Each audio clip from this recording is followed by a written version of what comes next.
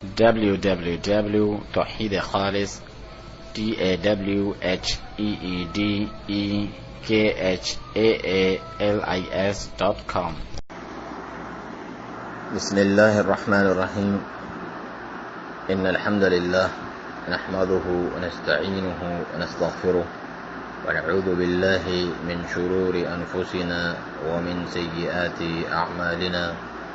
من يهده الله فلا مضل له ومن يضلل فلا هادي له وأشهد أن لا إله إلا الله وحده لا شريك له وأشهد أن محمدا عبده ورسوله صلى الله عليه وعلى آله وصحبه وسلم تسليما كثيرا.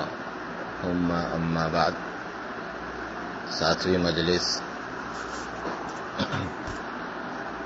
مجالس القرآن میں سے جو کہ دروس کا سلسلہ ہے شیخ ربیع بن ہادی المدخلی حفظ اللہ کا، آج اس میں سے ہم 7ویں مجلس پڑھیں گے جو کہ جس میں سورۃ الانعام کی آیت 111 سے لے کر سورۃ الاعراف کی آیت 87 تک تلاوت کی گئی. اس کی تفسیر کرتے ہوئے شیخ ربیع حفظ اللہ فرماتے ہیں کہ بسم اللہ الرحمن الرحیم. آپ نے وہ آیتیں سنی جو آپ پر تلاوت کی گئیں سورۃ الانعام کے آخر میں سے لے کر اور سورۃ الاعراف کی ابتدائی آیات، اور یہ عظیم آیات ہیں جن میں توحید الہی کی جانب دعوت ہے اور تشریعات یعنی تحلیل الحلال اور تحریم الحرام، حلال قرار دیا گیا ہے چیزوں کو اور حرام چیزوں کو حرام قرار دیا گیا ہے. اس میں تفصیل ہے اور اس میں اس چیز کا رد ہے اور ابطال کیا گیا ہے جس پر اہل جاہلیت گامزن تھے، جیسے اللہ تعالیٰ کے ساتھ شرک کرنا، اس کے ساتھ کفر کرنا اور حرام چیزوں کو حلال کرنا، حلال چیزوں کو حرام کرنا. اور آپ نے وہ آیات سنی جس میں وہ ان چیزوں کو حرام کرتے جو اللہ تعالیٰ نے حلال قرار دی ہیں اور ان چیزوں کو حرام قرار دیتے، ان چیزوں کو حلال قرار دیتے جو اللہ تعالیٰ نے حرام قرار دی ہیں. 10 وصیتیں،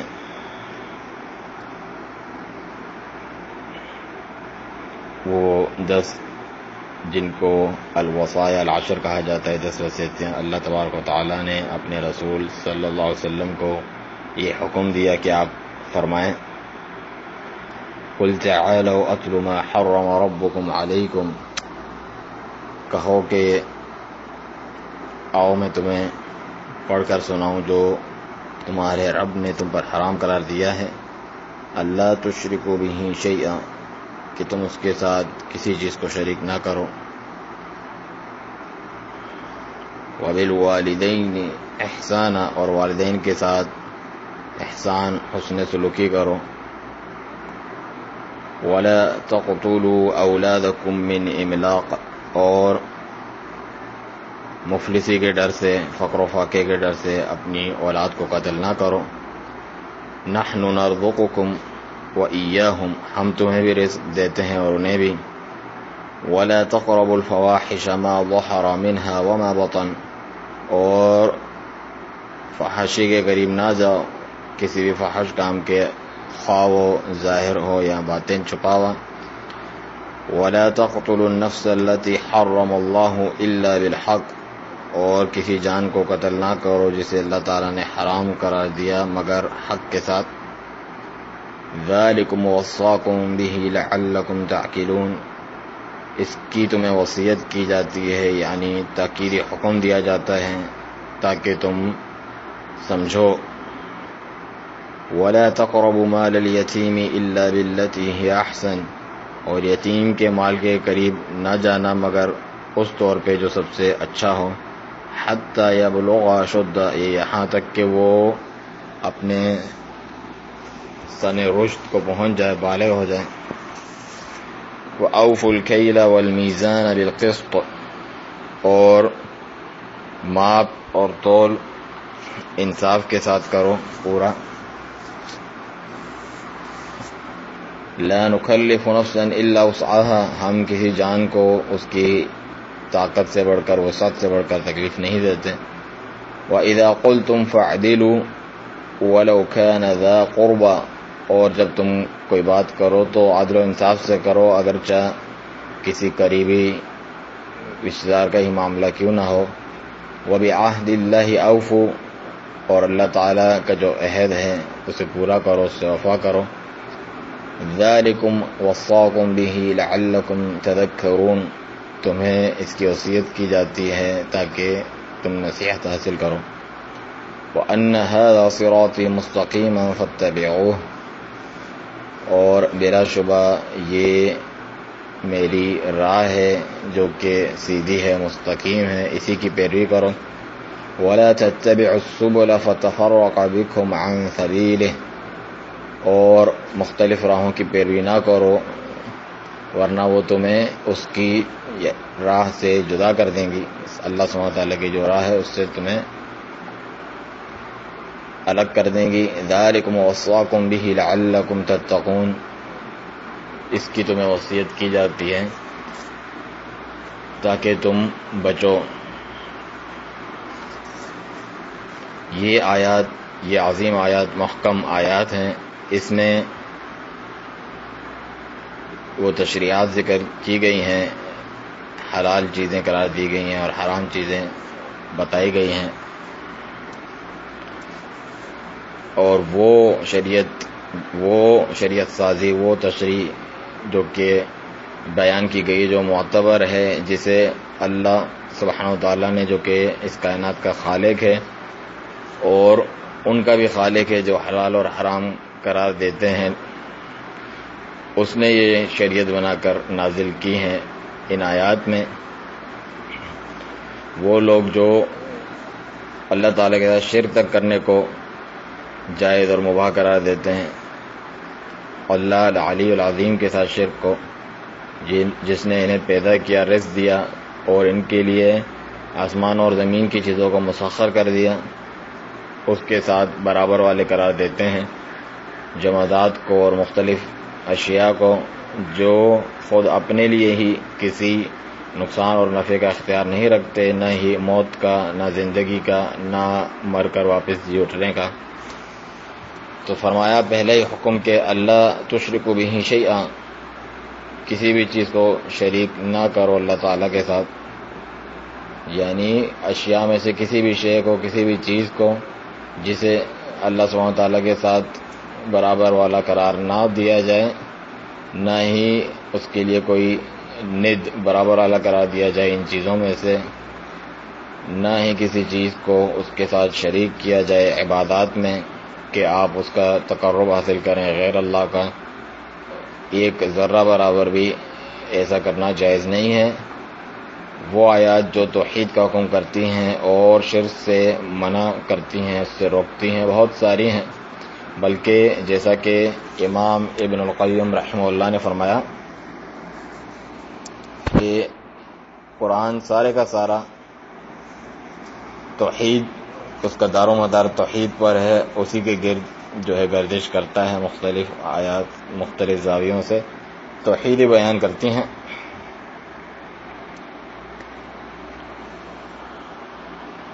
جیسا کہ مدارج السالکین میں آپ نے فرمایا. چنانچہ اس میں کوئی تعجب کی بات نہیں ہے، کیونکہ یہ اتنا عظیم معاملہ ہے اور بڑا قضیہ ہے. تمام معاملات سے بڑھ کر جو توحید کا معاملہ ہے، اسی کی خاطر اللہ تعالیٰ نے رسولوں کو بھیجا، کتابیں نازل کی اور شرک کو حرام قرار دیا اور امتوں کو ہلاک کر دیا، اس وجہ سے کہ انہوں نے اللہ تعالیٰ کے ساتھ برابر والے قرار دیے اور اس کا شریک مقرر کیا. تو بلا شبہ وہ اس دنیا میں ہلاکت کے مستحق ٹھہرے اور آخرت میں ابدی اور ہمیشہ رہنے والے مسلسل عذاب کے وہ مستحق ٹھہریں گے. کیونکہ اللہ تعالیٰ کا فرمان ہے سورۃ النساء میں ان اللہ لا یغفر ان یشرک بہ ویغفر ما دون ذلک لمن یشاء، بے شک اللہ تعالی ہرگز بھی معاف نہیں کرتا کہ اس کے ساتھ کسی کو شریک کیا جائے، اس کے علاوہ جو گناہ ہے وہ جس کے لیے چاہتا ہے معاف فرما دیتا ہے۔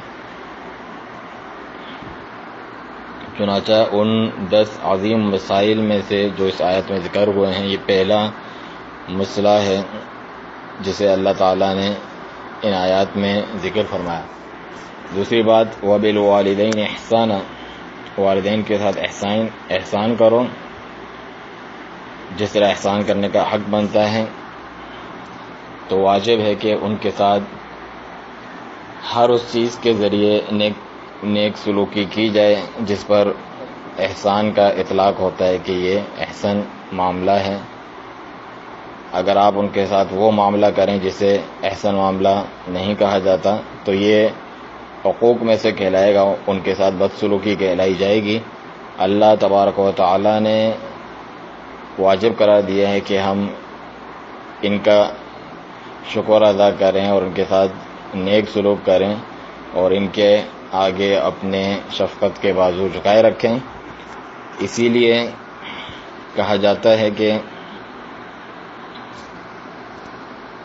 ان کے عظیم ترین حقوق کی وجہ سے جو اولاد کے اوپر بنتے ہیں والدین کے، اللہ تعالیٰ نے ہمیشہ اپنی اور یا اکثر اوقات اپنی توحید کے ساتھ اسے ذکر کیا ہے بہت ساری آیات میں۔ جب توحید کی جانب دعوت دی تو لوگوں کو ساتھ ہی بر الوالدین، والدین کے ساتھ نیک سلوک کی بھی دعوت دی، اگرچہ والدین مشرکین ہی کیوں نہ ہوں، جیسا کہ سورۃ لقمان میں ہے وَوَصَّيْنَا الْإِنسَانَ بِوَالِدَيْهِ حَمَلَتْهُ أُمُّهُ وَهْنًا عَلَى وَهْنٍ وَفِصَالُهُ فِي عَامَيْنِ أَنِ اشْكُرْ لِي وَلِوَالِدَيْكَ إِلَيَّ الْمَصِيرُ، ہم نے وصیت کی انسان کو اس کے والدین کے تعلق سے یعنی نیک سلوکی کی کہ اس کی ماں نے اسے کمزوری میں حمل میں اٹھائے رکھا، کمزوری در کمزوری پر اسے اس کا حمل برداشت کیا اور اس کا دودھ چھڑانا بھی 2 سال تک کہ تم شکر گزاری کرو۔ اللہ تعالیٰ فرماتے ہیں میری اور اپنے والدین کی، میری ہی طرف تمہیں لوٹ کر آنا ہے۔ وَإِن جَاهَدَاكَ عَلَىٰ أَن تُشْرِكَ بِي مَا لَيْسَ لَكَ بِهِ عِلْمٌ فَلَا تُطِعْهُمَا، اگر وہ تم پہ زور دیں اس بات پر کہ تم شرک کرو میرے ساتھ ایسے کو جس کا تمہیں کچھ علم نہیں، تو پھر ان کی اس میں اطاعت نہ کرنا، کیونکہ یہ اصول ہے کہ لا طاعت لمخلوق فی معصیت الخالق، اللہ خالق کی نافرمانی میں کسی مخلوق کی فرمانبرداری نہیں، اطاعت نہیں۔ آگے فرمایا وصاحبہما فی الدنیا معروفا، البتہ دنیاوی طور پر اس کے باوجود دنیاوی طور پر ان کے ساتھ معروف طریقے سے اچھے طریقے سے چلو۔ واتبع سبیل من اناب الی، اور پیروی کرو اس کی جو میری جانب رجوع کرنے والا ہے۔ ثم الی مرجعکم فانبئکم بما کنتم تعملون، پھر تم سب کو میری طرف لوٹ کر آنا ہے اور میں بتلا دوں گا، جتلا دوں گا جو تم کیا کرتے تھے۔ لہذا والدین کا جو حق ہے وہ بہت عظیم ہے اللہ تعالیٰ کے حق کے بعد اور اس کے رسول صلی اللہ علیہ وسلم کے حق کے بعد، سوائے اطاعت کے، یعنی ہر چیز میں ان کے ساتھ جو ہے حق بہت عظیم ہے، سوائے معصیت میں اطاعت کے، یعنی اس میں اطاعت نہیں کی جائے گی گناہ میں۔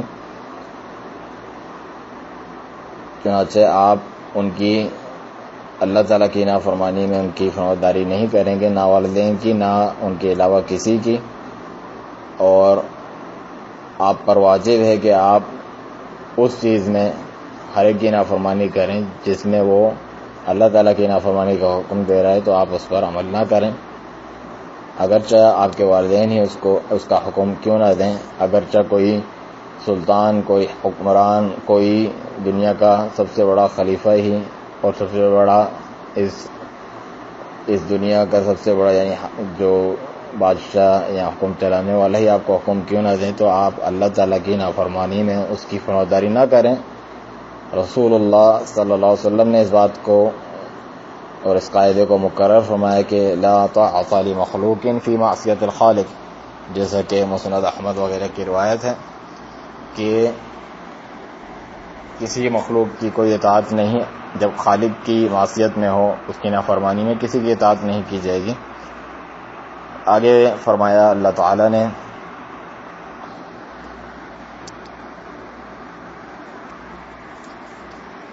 وَلَا تَقْتُلُوا أَوْلَادَكُم مِّنْ إِمْلَاقٍ، اور اپنی اولاد کو مفلسی کے ڈر سے قتل نہ کرو، یعنی اپنے بچے کو فقر و فاقے کے خوف سے قتل کر دینا، یا اپنے بیٹے کو یا اپنی بیٹی کو جو ہے زندہ دفنا دینا آر کی وجہ سے، الیاذ باللہ، جیسا کہ مشرکین کیا کرتے تھے. تو فرمایا وَلَا تَقْتُلُوا أَوْلَادَكُم مِّنْ إِمْلَاقٍ نَحْنُ نَرْزُقُكُمْ وَإِيَّاهُمْ، ہم تمہیں بھی رزق دیتے ہیں اور انہیں بھی رزق دیتے ہیں. اللہ تبارک و تعالی ہی جو ہے خالق ہے اور رازق، رزق دینے والا ہے، اور کوئی بھی نفس اور جان اس وقت تک اسے ہرگز بھی موت نہیں آئے گی جب تک جو کچھ اللہ تعالیٰ نے اس کا رزق لکھا ہے وہ اسے استعمال نہ کر لے، کھا نہ لے. جبکہ شیطان دوسری طرف جو ہے بخل کا، کنجوسی کا حکم دیتا ہے اور فقر و فاقے سے ڈراتا ہے. تو شیطان ایسے لوگوں کے پاس آتا ہے اور انہیں مفلسی اور فقر و فاقے سے ڈراتا ہے اور انہیں اس بات پر ابھارتا ہے کہ وہ اپنے جگر گوشوں تک کو جو ہے قتل کر دیں. یعنی ان کی سنگ دلی اس حد تک شیطان کے ہاتھوں، شیطان رجیم جو ہے دھتکارے ہوئے شیطان کے ہاتھوں اس حد تک پہنچ جاتی ہے کہ وہ اپنی ہی اولاد کو جو ہے قتل کر دیتے ہیں فقر و فاقے کے ڈر کی وجہ سے، الیاذ باللہ. تو فرمایا کہ نحن نرزقکم وإیاہم، ہم تمہیں بھی رزق دیتے ہیں اور انہیں بھی، کیونکہ اللہ تعالیٰ ہی رزاق ہے اور ذوالقوۃ المتین ہے، بہت قوتوں والا اور زبردست ہے. اس کی ذمہ داری ہے بندوں کو رزق مہیا کرنا. بعض ان میں سے غنی ہیں اور بعض فقیر ہیں. اللہ تعالیٰ نے ہی جو غنی ہے اس کو غنی بنایا اور جو فقیر ہے اس کو رزق دیا.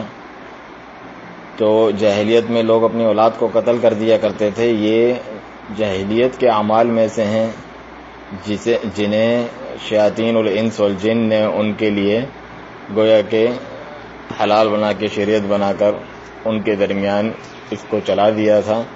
لیکن اللہ تعالیٰ کی رحمت دیکھیں اپنے بندوں کے ساتھ کہ وہ کس طرح اپنے بندوں پہ رحم اور شفقت فرماتا ہے، والدین سے بھی بڑھ کر اور اس کے عزیز و اقارب وغیرہ سے بھی بڑھ کر، اللہ سبحانہ تعالیٰ ان پر رحم فرمانے والا ہے کہ وہ تو مارتے ہیں، مارنا چاہتے ہیں، اور اللہ تعالیٰ اس سے منع کرتا ہے سختی سے. چنانچہ اس کی ایک مثال بھی ہے کہ رسول اللہ صلی اللہ علیہ وسلم نے ایک عورت کو جو غلاموں میں، جو قیدیوں میں سے آئی تھی، دیکھا کہ وہ اپنے بچے کو ڈھونڈ رہی ہے اور اس کے لیے تڑپ رہی ہے. جب دیکھا اپنے بچے کو تو اسے جو ہے سینے سے لگا لیا اور اپنی چھاتی اسے دے دی، یعنی اسے اپنے دودھ پلانے لگی. تو رسول اللہ صلی اللہ علیہ وسلم نے فرمایا کہ اترون هذه طارحة ولدها في النار، کیا تم یہ گمان کرتے ہو کہ یہ عورت اپنے اسی بچے کو جس کے لیے اتنا تڑپ رہی ہے اسے آگ میں پھینک سکتی ہیں؟ قلنا لا وهي تقدر على الا تطرحه، تو جواب دیا صحابہ نے کہ ہرگز نہیں، جب تک اسے یہ طاقت قدرت حاصل ہے کہ وہ اس کو جانے نہ دے آگ میں، اس وقت تک یہ جو ہے پوری کوشش کرے گی اور ہرگز بھی نہ پھینکے گی، نہ پھینکنے دے گی. فقال اللہ ارحم بعباده من هذه بولدها، یہ صحیح بخاری مسلم کی حدیث ہے. تو آپ صلی اللہ علیہ وسلم نے فرمایا کہ اللہ تعالیٰ اپنے بندوں پر اس سے بھی زیادہ مہربان اور رحم کرنے والا ہے جتنی یہ عورت اپنے بچے کے اوپر مہربان ہیں۔ سبحان اللہ۔ تو اللہ سبحانہ و تعالی غفور الرحیم ہے، اس نے اپنے آپ کو الرحمن الرحیم قرار دیا ہے اور اپنا وصف بیان کیا ہے کہ وہ رحمت والا ہے بہت ساری آیات میں، اور وہ ارحم الراحمین ہے، اور وہ ہماری اولاد پر ان کے والدین سے بھی بڑھ کر رحم کرنے والا ہے، جیسا کہ اس آیت میں ذکر ہوا اور جیسا کہ اس کے علاوہ آیت میں ذکر ہوا۔ اسی طرح جو حدیث ہم نے ابھی ذکر کی اس میں بھی اسی قسم کا بیان ہے۔ آگے فرمایا وَلَا تَقْرَبُوا الْفَوَاحِشَ مَا ظَهَرَ مِنْهَا وَمَا بَطَنَ، اور فحاشی کے کاموں کے قریب نہ جانا جو ان میں ظاہر ہیں یہاں چھپے ہوئے ہیں۔ یہاں اللہ تبارک و تعالیٰ نے آپ دیکھیں کہ جتنی بھی شریعتیں مشروع قرار دی ہیں وہ ان تمام انسانی بنیادی حقوق کی حفاظت کرنے والی ہے، جیسے دین کی حفاظت، عزت و آبرو کی حفاظت، خون اور جان کی حفاظت، مال کی حفاظت اور نسب کی جو ہے حفاظت۔ یہ وہ ضروریات ہیں جو ہر شریعت میں مانی جاتی ہیں، جانی جاتی ہیں۔ واجب ہے کہ ان کی حفاظت کی جائے، یعنی دین، نفس، عقل اور عزت اور مال۔ اسی لیے فرمایا کہ وَلَا تَقْرَبُوا الْفَوَاحِشَ، فواحش کے قریب بھی نہ جانا، یعنی عزت کو پامال کرنا، والعیاذ باللہ۔ اس کی وجہ سے نسب میں فساد برپا ہوتا ہے اور اخلاق گر جاتے ہیں، اور اس قسم کے مفاسد برائیاں جنم لیتی ہیں جس کی کوئی انتہا نہیں، اور اس میں سے سارے فہرست زنا ہے، شراب خوری ہے۔ تو فرمایا کہ وَلَا تَقْرَبُوا الْفَوَاحِشَ مَا ظَهَرَ مِنْهَا وَمَا بَطَنَ، ہر وہ فحاشی چاہے ظاہری ہو باطنی ہو، جائز نہیں کسی مسلمان کے لیے کہ اس کے قریب بھی پھٹکے، اور منع کرنا اس کے قریب بھی نہ جانے سے یہ زیادہ قوی ہے نہیں میں منع کرنے میں، جو براہ راست اس کام کرنے سے بھی زیادہ قوی ہے، یعنی قریب بھی نہ جانا، کرنا تو دور کی بات، کیونکہ اس کے جب قریب جانے سے روک دیا گیا تو اس کا معنی یہ ہوا کہ اس کام سے بھی منع کیا گیا ہے، اور اس کے جتنے بھی وسائل اور اسباب ہیں جو اس کی طرف لے جانے والے ہیں ان سے بھی آپ کو سختی سے منع کر دیا گیا ہے، جیسا کہ بوسہ لینا، چومنا ہے، یا ایسے کام فحاشی کے کام کی طرف چل کے جانا ہے جیسے کام ہے۔ تو وَلَا تَقْرَبُوا، اس کے قریب بھی نہ جانا، تو یہ تمام چیزوں کو شامل ہے، بد نظری کرنا، برے کام کے لیے جانا، اور جو ہے عشق بازی یا فلرٹ جسے کہتے ہیں، یا چومنا، بوسہ لینا، اس قسم کی جتنی بھی چیزیں شیخ فرماتے ہیں یہ سارے زنا کے اسباب میں سے ہیں اور اس کے وسائل میں سے ہیں۔ تو یہ جو نص ہے یہ اس تمام چیزوں کو شامل ہے۔ اور سورۃ الاسراء میں کیا فرمایا؟ وَلَا تَقْرَبُوا الزِّنَا، زنا کے قریب بھی نہ جانا، إِنَّهُ كَانَ فَاحِشَةً وَسَاءَ سَبِيلًا، یہ ہمیشہ سے ہی بہت برا اور فحش کام ہے اور بہت بری راہ ہے۔ اللہ تبارک و تعالیٰ نے جو زانی ہے اس کو کوڑے مارنے کا حکم دیا، اگر وہ کنوارا ہے چاہے مرد ہو یا عورت، اور اگر وہ شادی شدہ ہے تو اسے رجم کا، سنسار کر دینے کا، پتھر مار کے اسے ہلاک کر دینے کا حکم دیا، خواہ وہ مرد ہو یا عورت۔ چنانچہ صحیح حدیث میں حکم ہے کہ جو کنوارا ہو، کنواری ہو، اسے کوڑے بھی لگائے جائیں گے اور ملک بدر کر دیا جائے گا۔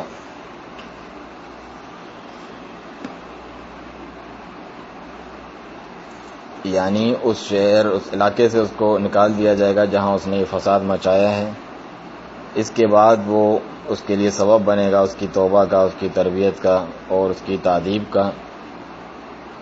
چنانچہ حدیث میں یہ مشروع قرار دیا گیا کہ جو شادی شدہ زناکار ہے اسے پہلے کوڑے بھی لگائے جائیں، 100 کوڑے، اس کے بعد اس کو رجم کیا جائے، جیسا کہ صحیح مسلم کی روایت ہے الصیب بالصیب جلد 100 والرجم، کہ شادی شدہ زناکار اور شادی شدہ زناکار عورت کو جو ہے 100 کوڑے لگائے جائیں گے اور رجم کیا جائے گا۔